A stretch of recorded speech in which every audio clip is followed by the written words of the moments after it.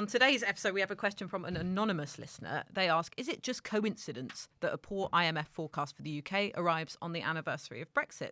So it's not just the 100-day anniversary of Rishi Sunak's premiership, it's also the 3-year anniversary of Brexit yesterday. And the IMF found that while the prospects for every other leading developed nation had improved or remained unchanged since October, the UK has a gloomier outlook. So how much does this actually have to do with Brexit? Well, there are two questions there. Is it a coincidence? Yes, it's a coincidence. Is it a useful journalistic coincidence? That too, because I was talking to Michel Barnier this week, who's obviously negotiated from the EU side the Brexit deal.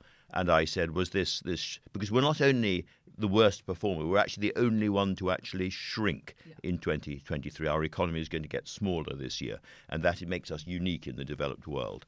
And I said to Barnier, is this because of Brexit? And he said, no. He said, but Brexit has made it worse. He said, the problems you have got are structural problems inside the British economy. I agree with that, but Brexit has made it worse, and I agree with that too. And I do think probably the most important thing about this is perception, isn't it? Whether it's perceived to have been a success or not. We had a piece by the pollster Joe Twyman on the website yesterday, which all of our listeners should check out. He found that only 1 in 20 Brits could name a specific way in which they had personally benefit from Brexit. And actually, there wasn't much difference between Leave voters saying that and the average. And the main benefits that they could name were taking back control, which is quite a vague thing. It was obviously the slogan, and the vaccine rollout as well. And there are some questions over how much, Brexit contributed to the success of that programme anyway. So, if people are perceiving that it didn't work, that sort of creates problems for the government, even if, as Michel Barnier said, it's not the main cause of the economic problems that we're witnessing.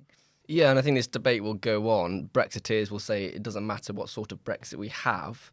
The point is the principle that we've left the EU, that we can now make our own laws. So they almost sort of remove themselves from the debate about whether the consequences have been good and bad, and look at the democratic or sovereign issues that underpinned the vote for many. I think also if we're looking at debates, you're going to see it keep coming in terms of the vaccine rollout. As you mentioned, Anoosh, Boris Johnson this week was talking again about how Brexit actually saved lives.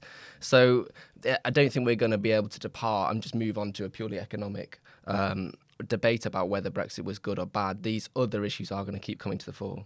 And it was always really a state of mind, really, wasn't it? It was a state of mind. At the relaunch of one of the main Eurosceptic groups this week, John Redwood said that he was very, very proud of Brexit. He was very, very proud that the British Parliament had taken back control. But he was not very proud of how the British government had acted since, when it came to tax and spend and all the rest of it. And he said, come on, government, come on, Parliament, get on with it.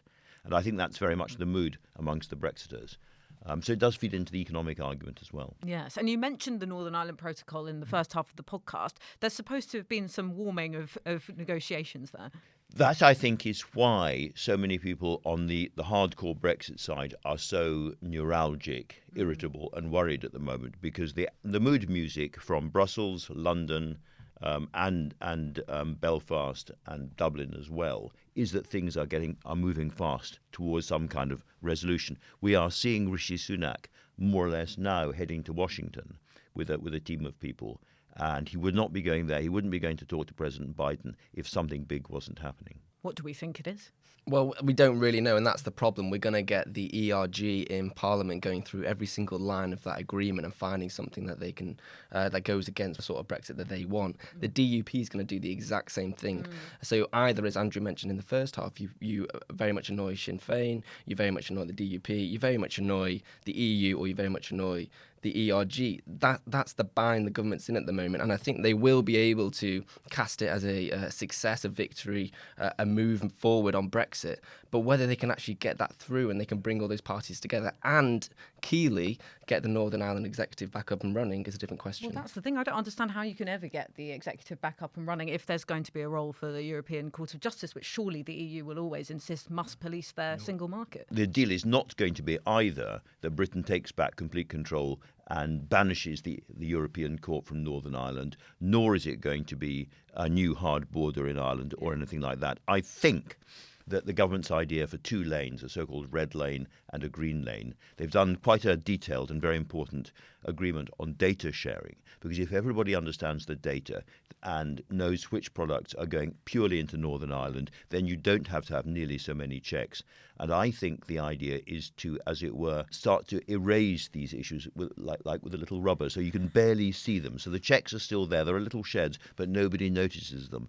And the subject becomes so obscure that it's kind of put to sleep, which is probably the best attempt to do this. But I don't think it's going to work. Thanks so much for watching. And if you want to ask us a question for You Ask Us, you can put one in the comments. And don't forget to subscribe to our channel. And you can watch more episodes of the New Statesman podcast and other videos in our feed.